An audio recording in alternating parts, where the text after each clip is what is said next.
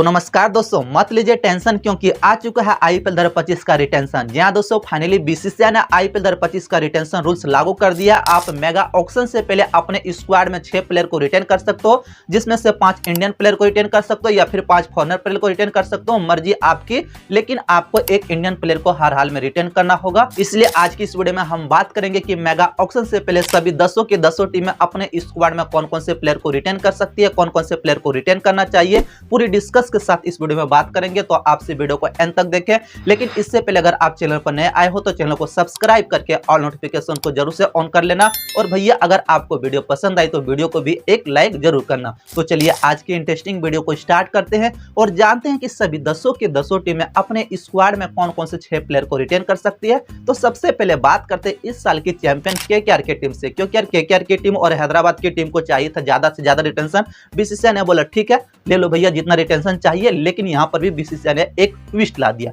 क्योंकि देखो अगर आप पहला रिटेंशन करोगे तो उनके लिए 18 करोड़ देने होंगे, दूसरा रिटेंशन करोगे तो उनके लिए 14 करोड़ देने होंगे, तीसरा रिटेंशन करोगे तो 11 करोड़ देने होंगे। लेकिन अगर फिर से आप चौथा रिटेंशन करोगे तो उनके लिए भी आपको 18 करोड़ देने होंगे एंड पांचवा रिटेंशन करोगे तो फिर से 14 करोड़ देने होंगे। यहाँ पर बीसीसीआई ने ट्विस्ट ला दिया, कर लो भाई जितना रिटेंशन करोगे, आपको जितना चाहिए रिटेन कर लो। और फिर भैया आप अगर अनकैप प्लेयर को रिटेन करते हो तो फिर आपको अनकैप प्लेयर को भी 4 करोड़ देने होंगे। यानी कि अगर आप 6 के 6 रिटेंशन करते हो तो टोटल आपके 79 करोड़ खर्च हो जाएंगे और सिर्फ 41 करोड़ के साथ ही आप मेगा ऑक्शन में उतर सकते हैं। और 41 करोड़ के साथ ही आपको पूरी स्क्वाड भी बनाना है। यहाँ पर बीसीसीआई ने यही ट्विस्ट ला दिया। ऐसे में जानते हैं कि केकेआर की टीम कौन से 6 प्लेयर को रिटेन कर सकती है। तो पहले रिटेंशन की बात करें तो पहले रिटेंशन के तौर पर श्रेयस अय्यर को हर हाल में रिटेन करना चाहिए, नो डाउट, क्योंकि वो आपके कप्तान है और उनकी कप्तान में पिछले साल केकेआर की टीम चैंपियन बनी थी। तो डेफिनेटली श्रेयस अय्यर को पहले रिटेंशन के तौर पर भैया रिटेन करना चाहिए। एंड दूसरे रिटेंशन के तौर पर यहाँ पर आंद्रे रसेल को रिटेन कर सकते हो। और फिर भैया तीसरे रिटेंशन के तौर पर रिंकू सिंह को हर हाल में रिटेन करना चाहिए, क्योंकि देखो यार रिंकू सिंह को अगर आप मेगा ऑक्शन में भेजोगे तो वो 11 करोड़ से भी ज्यादा में जा सकते हैं, जिस वजह से आपको नुकसान भी हो सकता है। इसलिए भैया तीसरे रिटेंशन के तौर पर रिंकू सिंह को रिटेन कर लेना चाहिए। एंड अगर चौथा रिटेंशन करना चाहते हो तो उसके लिए आपको 18 करोड़ पे करने होंगे। और इस हिसाब से भैया मुझे लगता है कि सुनील नारायण को 18 करोड़ देकर चौथे रिटेंशन के तौर पर रिटेन करना चाहिए। पिछले साल उनकी परफॉर्मेंस काफी जबरदस्त रही थी, इसलिए भैया चौथे रिटेंशन के तौर पर सुनील नारायण को हर हाल में रिटेन कर लेना चाहिए। एंड अगर पांचवा रिटेंशन करना चाहते हो तो मुझे नहीं लगता कि पांचवें रिटेंशन के तौर पर किसी खिलाड़ी को रिटेन करना चाहिए, क्योंकि अगर आप पांचवा रिटेंशन करोगे तो आपको 14 करोड़ देने होंगे। और इस हिसाब से भैया क्या आप मिचेल स्टार्क को 14 करोड़ दोगे, फिल शॉर्ट को 14 करोड़ दोगे, हो सकता है कि वो आरटीएम कार्ड के द्वारा मेगा ऑक्शन में कम से कम दाम में आ जाए। इसलिए भैया पांचवा रिटेंशन केकेआर की टीम को नहीं करना चाहिए। और फिर भैया आप अनकैप प्लेयर के तौर पर किसी प्लेयर को रिटेन करना चाहते हो तो मुझे लगता है कि आप हर्षित राणा को तो नहीं रिटेन कर सकते, क्योंकि लगातार वो टीम इंडिया से जुड़ है। ऐसे में कभी भी उनको खेलने का मौका टीम इंडिया की तरफ से मिल सकता है। इसलिए भैया आप हर्षित राणा को मेगा ऑक्शन से पहले अपने स्क्वाड में अनकैप प्लेयर के तौर पर रिटेन नहीं कर सकते हो।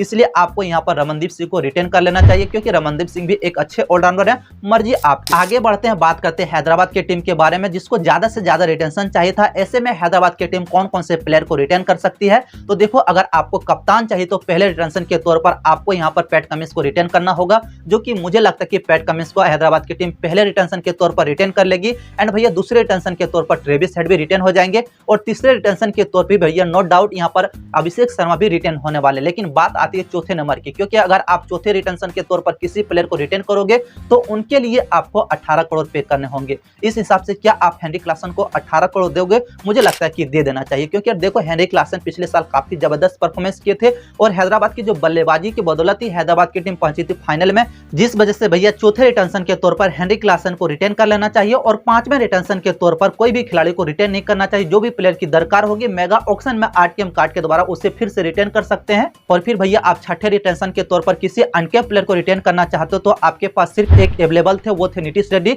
लेकिन नीतीश रेड्डी लगातार टीम इंडिया से जुड़ है, ऐसे में उनको मौका खेलने का मिल सकता है, जिस वजह से वो कैपेड प्लेयर हो जाएंगे और आप उनको अनकैप प्लेयर के तौर पर रिटेन नहीं कर सकते हैं। इसलिए हैदराबाद की टीम को ये 5 प्लेयर को हर हाल में रिटेन करना चाहिए। आगे बढ़ते हैं, बात करते हैं आरसीबी की टीम के बारे में। तो आरसीबी की टीम को 3 से ज्यादा प्लेयर रिटेन ही नहीं करना चाहिए। पहले रिटेंशन के तौर पर विराट कोहली रिटर्न होंगे एंड दूसरे रिटेंशन के तौर पर नो डाउट भैया मोहम्मद सिराज भी रिटेन हो जाएंगे। एंड अगर तीसरे तीसरे रिटेंशन के तौर पर किसी प्लेयर को आप रिटेन करना चाहते हो तो फिर रजत पाटीदार या कैमरन ग्रीन किसी दोनों में से किसी एक को रिटेन कर सकते हो, लेकिन मुझे लगता है कि ज्यादातर रजत पाटीदार को रिटेन करना चाहिए क्योंकि वो एक इंडियन बल्लेबाज है और इंडियन बल्लेबाज मेगा ऑक्शन में जाएंगे तो उनके लिए कई सारी टीमें बोली लगाएगी, जिस वजह से रजत पाटीदार को तीसरे रिटेंशन के तौर पर रिटेन करना चाहिए, वरना आप यहां पर कैमरन ग्रीन को भी तीसरे रिटेंशन के तौर पर रिटेन कर सकते हो। इनके अलावा चौथे और पांचवें रिटेंशन के तौर पर किसी भी प्लेयर को रिटेन नहीं करना चाहिए, क्योंकि अगर आप चौथे रिटेंशन के तौर पर किसी प्लेयर को रिटेन करोगे तो भैया 18 करोड़ देने होंगे, और 18 करोड़ क्या आप ग्लेन मैक्सवेल को दोगे, फाफ डु प्लेसिस को दोगे, विल जैक्स को दोगे? मुझे नहीं लगता कि 18 करोड़ कोई भी डिजर्व करते हैं। इसलिए भैया 3 से ज्यादा प्लेयर को आरसीबी की टीम को रिटेन नहीं करना चाहिए। अनकैप्ड प्लेयर के तौर पर सिर्फ और सिर्फ यश दयाल को रिटेन कर लेना चाहिए। पिछले साल इनकी परफॉर्मेंस काफी जबरदस्त रही थी, 4 करोड़ के तौर पर यश दयाल रिटेन हो जाएंगे। आगे बढ़ते हैं, बात करते हैं राजस्थान की टीम के बारे में। तो राजस्थान की टीम पहले रिटेंशन के तौर पर संजू सैमसन को रिटेन करेंगे जो कि कप्तान है, एंड दूसरे रिटेंशन के तौर पर यशस्वी जायसवाल रिटेन होने वाले हैं। तीसरे रिटेंशन के तौर पर आप किस प्लेयर को रिटेन करोगे? आपके पास रियान पराग है, आपके पास युजी चहल है, आपके पास रविचंद्र अश्विन है, लेकिन मुझे लगता है कि तीसरे रिटेंशन के तौर पर रियान पराग को रिटेन कर लेना चाहिए, क्योंकि रियान पराग एक बेहतरीन बल्लेबाज है। हाल फिलहाल में इनकी परफॉर्मेंस देखोगे तो काफी कमाल की रही है, इसलिए तीसरे रिटेंशन के तौर पर यहाँ पर रियान पराग को रिटेन कर लेना चाहिए। और अब बात आती है चौथे रिटेंशन की, जिसके लिए आपको 18 करोड़ पे करने होंगे। तो क्या आप यहाँ पर जॉस बटलर के लिए 18 करोड़ दोगे? मुझे लगता है कि जॉस बटलर को रिटेन करना चाहिए, क्योंकि यार देखो जॉस बटलर एक ऐसे बल्लेबाज जो अकेले हैंडेड मुकाबला जिताने का दमखम रखते हैं। पिछले साल केकेआर के खिलाफ उन्होंने अकेले हैंडेड मुकाबले राजस्थान की टीम को जिता कर दिया था। तो मुझे लगता है कि हर हाल में जॉस बटलर को चौथे रिटेंशन के तौर पर रिटेन करना चाहिए। और फिर भैया आप पांचवें रिटेंशन के तौर पर किसी प्लेयर को रिटेन करना चाहते हो तो पांचवें रिटेंशन के तौर पर किसी भी प्लेयर को रिटेन नहीं करना है। मेगा ऑक्शन में जाइए, आरटीएम कार्ड का यूज कीजिए और कम से कम में उस प्लेयर को खरीदकर अपने स्क्वाड में रिटेन कर सकते हैं। अनकैप्ड प्लेयर के तौर पर भैया संदीप शर्मा को भी रिटेन कर सकते हैं, अच्छे गेंदबाज हैं, जो कि मुझे लगता है कि यहाँ पर राजस्थान की टीम अनकैप्ड प्लेयर के तौर पर संदीप शर्मा को रिटेन कर लेंगे।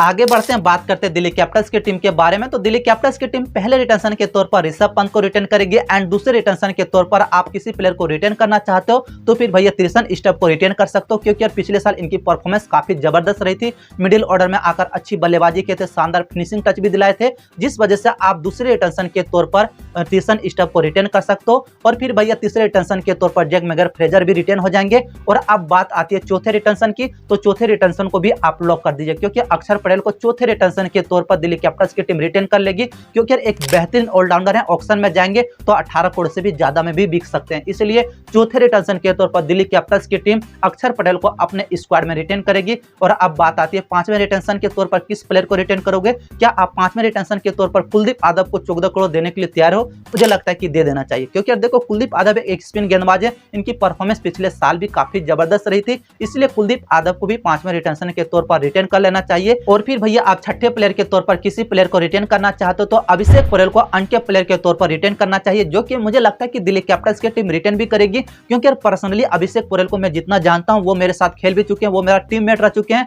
जब मैं प्रोफेशनल क्रिकेट खेलता था भैया वो अच्छे बल्लेबाज हैं, और अब तो इनकी विकेट कीपिंग भी काफी अच्छी हो चुकी है, इसलिए भैया अनकैप्ड प्लेयर के तौर पर अभिषेक पटेल को हर हाल में रिटेन कर लेना चाहिए।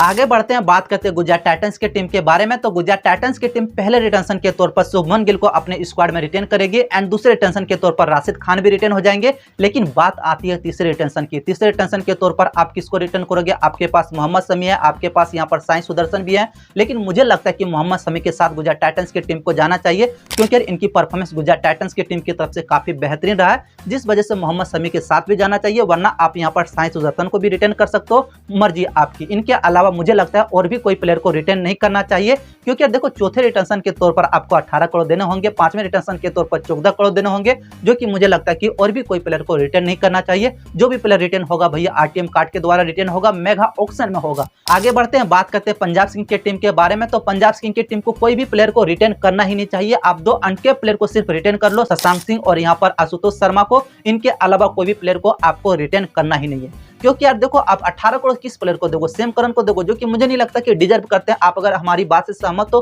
कमेंट में जरूर बताना, मुझे नहीं लगता कि वो 18 करोड़ डिजर्व करते हैं। मेगा ऑक्शन में भेज दो, कम से कम रकम में आ जाएंगे। आरटीएम कार्ड के द्वारा आप कम से कम रकम में उन्हें रिटेन कर सकते हो, लेकिन किसी भी प्लेयर को रिटेन नहीं करना। सिर्फ और सिर्फ यहाँ पर आशुतोष शर्मा और शशांक सिंह को अनकैप्ड प्लेयर के तौर पर रिटेन करना चाहिए, जो कि 4-4 करोड़ में आ जाएंगे। और मुझे लगता है कि यहाँ पर पंजाब की टीम वही करेगी, ये दोनों प्लेयर को ही रिटेन करना चाहिए। मेरी सहमत से ये 2 प्लेयर को आप रिटेन कर सकते हो। आगे बढ़ते हैं, बात करते हैं चेन्नई सुपर किंग्स के टीम के बारे में। तो चेन्नई सुपर किंग्स की टीम पहले रिटेंशन के तौर पर ऋतुराज गायकवाड़ को रिटेन करेगी, जो कि उनके कप्तान भी है।